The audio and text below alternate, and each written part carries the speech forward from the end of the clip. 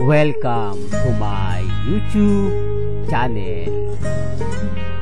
Kung bago ka lang sa channel na to at true-blooded Aldab Nation ka, tama po ang channel na pinuntahan mo.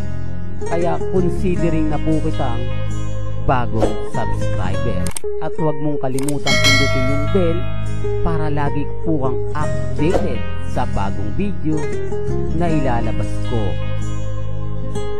Salamat po sa iyong pag-click.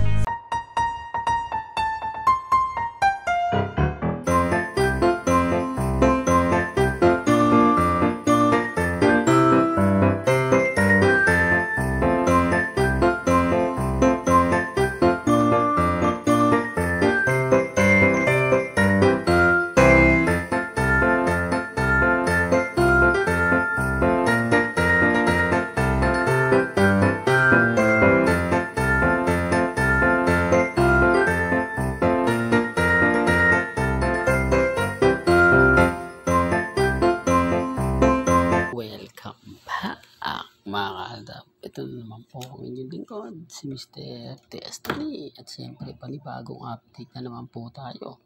Panibagong mga kaganapan po kina Alden Richards at kay Maine Polkerson. Sabi ko nga po sa inyo, kapag ka nandito kayo sa channel ni Mr. Destiny, updated po kayo sa mga nagaganap at nangyayari po kayo kina Mr. and Mrs. Polkerson. Maingay po ngayon ang pagpunta ni Alden Richards kay Dr. Vicky Bello. Parang open na open nga po raw ito. Hindi katulad ng dati na kapag dumarating si Alden, tagong-tago. Hindi po ba hindi mo maiispatan? Ngayon, mapapansin nyo na talagang malaki na talaga pagkakaiba ngayon. Parang nagkakaroon na ng linaw, mga kaaldab, yung mga napapanood natin at napapakinggan. Linaw na kung saan nga po nag-aantay na lang po tayo ng tamang pagkakataon. Di po ba? Alam naman po natin na kapag nagkaroon ng video si Alden kay Dr. Vicky Bello, ay kasunod na po nito si Mrs. Polkerson. Ito yung isa sa pangiinis at pang-aasar ko. At ganti ko na rin po sa mga bitter po sa channel ni Mr. Destiny na sinasabi nga po nila hindi pa raw po tayo makapag-move on. Wala naman pong problema doon, di po ba? Masaya po tayo sa mga nakikita natin. Masaya po ako sa mga napapanood natin. At siyempre, kapag ka nakikita natin masaya sina Alden Richards at si Maine Polkerson, abay doon lang po tayo. Yun naman po yung gusto natin maganap at mangyari. Yun naman po yung laging inaasam natin. Lalong-lalo na po ang Aldab Nation. Kaya nga po hindi ako basta-basta nagpapa-apekto sa mga nababasa natin, sa mga nakikita natin. Kasi alam naman natin yung buong istorya. Alam naman po natin yung buong kwento. Hindi naman po tayo kahapon lang pinanganak para gumawa ng mga gantong bagay, di po ba? Sabi ko nga po sa inyo, pag walang update si Mengay, wala rin post si Alden Richards. Although hindi masyado nagpo-post ngayon si Maine dahil nga po sa issue ni na Congressman Arjo, kasi hindi nga po maganda yung mga comment ngayon sa kanya. Marami na nga pong binlock si Mengay. Marami na nga pong kumbaga tao ang ramdam mo na inis nga po dahil binlock sila ni Maine Polkerson. Hindi naman po maganda yung komento mo yun, di po ba? Ibablock ka talaga nila lalo na nga po kapag pinipilit mo isang bagay na hindi naman talaga totoo, di po ba? Bakit nga po mga kaaldab, yung Aldab Nation hindi po ginawang mablock ni Mengay? Hindi, real talk yan mga kaaldab. Para lang po malinaw, para lang po sa kalaman ninyo kung sa palagay po ninyong tama kayo at mali ang Aldab, bakit po hindi kami binlock ni Mengay? Bakit po nananatili po kaming kampante sa kabila po ng maraming issue, sa kabila po ng mga pang-iinsulto daw namin sa kanila ni Congressman Arjo?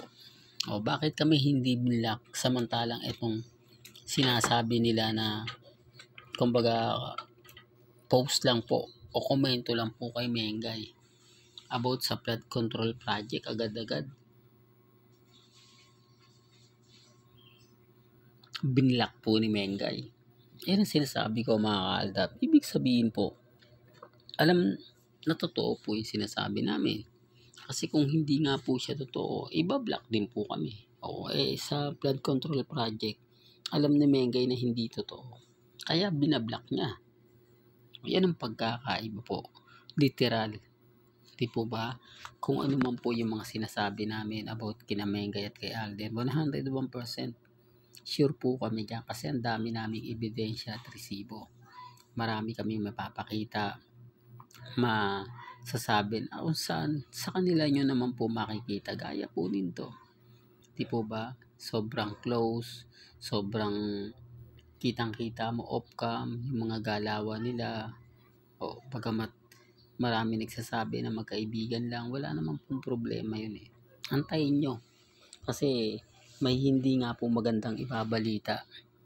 May mga bagay-bagay nga po na hindi pabor para sa mga armin. Ayaw ko mga kaaldab kung ilalabas po ito kasi nga po mayroon ng issue kina congressman, kay Mengay at kay Ibiang.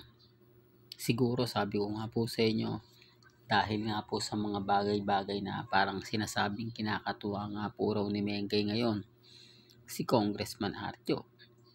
Well, pamilya po ni Mengay yung apektado. Ultimo McDonald's nga po ni Mengay sa Binyan, binoboycott daw po ng iba. Marami nagsasabi na katas daw po yun. O baka kasyosyo nga po raw doon ang flood control project. Di po ba nakakalungkot kasi damay-damay nga po talaga. Talagang pinupunterya ng mga tao na pabagsakin. Hindi lang po yung karir ni Maine Polkerson. Hindi lang po karir ni Congressman Arjo dahil wala na naman po itong karir. Di po ba?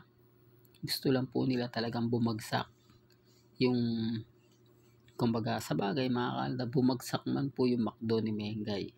Hindi naman po sa kanya yan. At hindi na nga rin po siya nagmamanage niyan. Kaya nga kita nyo, sabi ko nga po sa inyo, kung sakaling na mapapadaan kayo, kumakain kayo madalas, hindi na to katulad ng dati na laging bumibisita si Maine Polkerson bago pumunta sa Itbulaga. Real talk yan mga kaaldab, wala na. Tapos yung mga inasal republic ngayon, ako, bali-balita ako nga po, magsasara na dahil hindi na nga po raw ito nagkiklik o baka sa ngayon sarado na nga po ito. Di po ba? Sino nga naman po kasing kakain na alam mo na yung mga binili o mga ginagamit galing po pala sa flood control project. Maraming negosyo ngayon ni Congressman Arjo ang apektado. Kaya nga po hindi na ito gaano pang naglalabas. Di po ba? At yung huli nga pong ayuda niya na binigay, pinakita niya sa tao, hindi nga naman po tinignan at hindi nga po sinuportahan. Di po ba? Ibig sabihin lang yan mga kaaldab, marami pa rin pong tao ang galit na galit. Marami pa rin pong tao ang hindi natutuwa ngayon sa mga ginagawa ni Congressman Arjo. Sabi ko nga kahit magpalapad ka ng papel, kahit magbigay ka ng ayuda araw-araw, iba na po kasi. Di po ba nagkaroon na ng lamat? Yung tipong may record ka na okay lang naman yan, tanggapin natin. Kasi ayuda yan, galing din naman yan sa flood control project. Di po ba? Yun na agad yung tama ng tao. Yun na agad yung magiging basihan ng mga tao na kahit anong gawin ni Congressman, kahit sabihin niya tulong yun at yun pa rin po. Yung sasabihin nila, yun at yun pa rin po. Yung ipapaliwanag nila. Di po ba? Real talk yan mga kaaldab. Well, hanggang dito na lang po ang ating latest updates. Kaya kung gusto nyo pa po ng pinaka-latest at sariwang update, abay tumutok lang po kayo dito po sa channel ni Mr. Destiny para updated po kayo sa mga bago at sa mga latest na i-upload po natin maya-maya lang. Kaya kung bago ka lang sa channel na to, at isa kang true-blooded Aldab Nation na nagmamahal kina Mengay at Isoy, tama po ang channel na pinuntahan mo, kaya consider na po kitang bago subscriber. At huwag mo kalimutang i-share ang mga video po natin sa mga mami, sa mga titas, at sa mga senior. Hanggang sa muli, salamat po sa panonood at pakikinig.